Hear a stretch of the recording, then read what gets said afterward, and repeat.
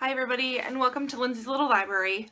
I'm here today to talk it out with you a little bit. So here's the deal. I have been obsessed with watching all of this Booktube-A-Thon hype that's going on YouTube lately. If you haven't heard of Booktube before, I'll leave a link below to the original channel. But it is a week-long readathon event that is really geared towards booktubers. So you and I. I joined Booktube a few short months ago, but I've been a pretty regular fan for quite a few years, so I've heard about this readathon before. I've never participated in it myself. Main reason is I have this thing called a job that kind of gets in the way of reading every once in a while. I have this other thing called a family and kids that again kind of gets in the way of reading once in a while, and I just never thought that I could give it what I would have liked to give it. Oh my gosh, if I could take off the entire week and do nothing but sit in my house and read and chill and go through as many books as I possibly could, that would be awesome. But reality doesn't allow that to happen. So I've never really participated before, and as I'm watching some of these videos, there's quite a few people that are kind of in the same predicament that I am in. So it got me thinking that maybe I should do it. And then the more I'm watching and the more I'm seeing the challenges that are out there, the more they're really kind of lining up with what I'm reading already. So why not, right? Throw my hat in the game and give it a whirl. So we'll consider this kind of day one and we'll go from there. So there are 7 challenges that go along with Booktube-A-Thon, and you can do any of them, all of them, none of them, whatever. So I'll let you know what the 7 challenges are and kind of fill you in on the books that I'm already currently reading that fit into the challenges. And you know, now that my hat's in the game, maybe I'll read a little bit more than I would have normally if I wouldn't have participated. And bottom line is, if that happens, then I can consider it a success. So we'll give it a whirl. There's other things that go along with Booktube-A-Thon throughout the week. There are different activities. There's different reading sprints that happen on Twitter.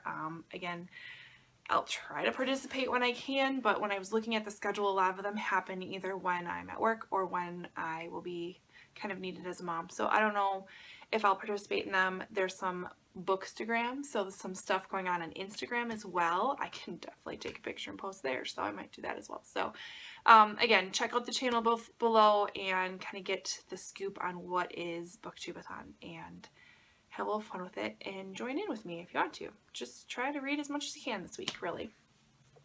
So on to the challenges. There are 7 different challenges that you can partake in. You can use one book to fulfill more than one challenge.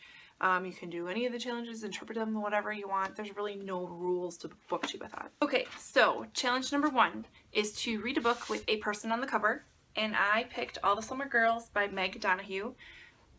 I don't really know totally what it's about. I just know there's 3 people on the cover. I shouldn't say I don't know what it's totally about. There are 3 friends that kind of walk through 3 different lives. They've got some stuff going on. Like, one is she breaks up with her fiance when she learns she's pregnant. The other one can't keep her job. And the third one is obsessed over her ex-boyfriend. So they end up regrouping on a beach in New Jersey for the summer, which is where they've spent summers before, to kind of rekindle their friendship and I'm sure to figure out their lives. So it sounded like a good summer read, and it had people on the cover, so it works for me. Challenge number 1. Challenge number 2 is to read a hyped book, and we're gonna go with Harry Potter and the Sorcerer's Stone. This is something that my daughter and I are reading throughout the summer. We're about halfway through. We had a little lull where we stopped for a little bit, but we're back at it. Goal is to finish it by the end of this week, which would be awesome. It's also has a person on the cover, so if I can't get to my first book, there's 2 challenges done just by finishing this one. So that's for number 2. Challenge number 3 is to finish a book in 1 day.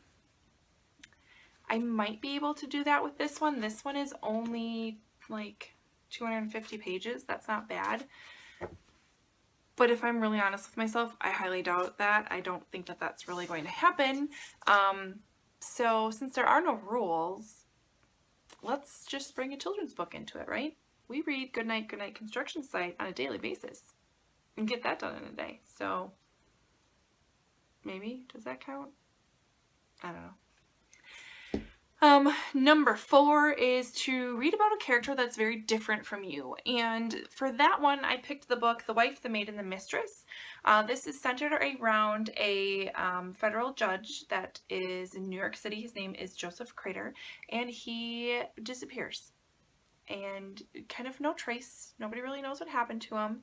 And it centers around the wife, the maid, and the mistress, and figuring out what do each of them know and how do we piece this puzzle together to figure out what happened to him. So definitely a very different character than me. First of all, he's a man. He lives in the 1930s and he's a judge. Yeah, completely different. So far, again, I started this a little while ago. Really good. I don't want to put it down, so I'll easily be able to finish that one. Challenge number 5 is to complete a book completely outdoors. So there aren't rules to this, right? So I was thinking about this specific challenge, and I use my Overdrive app quite a bit just for the audiobook side of things. And the main places I listen to my audiobooks is either when I'm running in the morning, walking outside, riding my bikes, or driving to work. And when I'm driving to work, I'm not really indoors. So we'll go with the audiobook that I'm listening to, which happens to be Tumbleweeds by Layla McCom. Ugh, so bad at names. It's just horrible.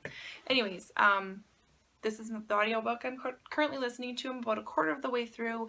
It centers around a girl. We starts the story about this girl named Kathy, and she is orphaned when she's 8 and has to live with her grandmother in Texas. And she meets these 2 boys, and they kind of form this bond and this friendship, and it goes through them really growing up, going through high school, how that relationship changes. I'm sure at some point there'll be some sort of love triangle, because I'm just pretty sure there is. So yeah, so far it's really good, and this will be the book that I read completely outdoors. This also fits challenge number 6, which is to read a book that you got solely based upon its cover. Here it is. I knew nothing about it, thought the cover was beautiful. The name, Tumbleweeds, you can't really tell in the video, but it's got almost this gold look to it, but really honestly bought for the cover. So there's 2 challenges in one book. And then the last challenge is to read 7 books, and it's not really gonna work unless I can count Goodnight Construction Site if I read it 7 times. Probably doesn't work that way. Anyways, not going to get to 7 books, but I'm pretty happy with what I have here. If I can get through everything by the end of this week, that alone is going to be awesome. So I already started kind of keeping track of the number of pages that I've read, and so far I'm up to 56 pages today, and we have plenty of time left in the day. I'm home from work. Kids are great and playing outside, so I'm going to definitely crack open the book and keep reading. And we'll see how far we get. A few other booktubers will do vlogs every once in a while as they go through readathons, and I will do my best to do that as well. Kind of give you a daily update as far as how I'm doing, what books I'm touching, how many pages I'm getting through, and we'll go from there. So wish me luck, and I'll check in with you later. Bye!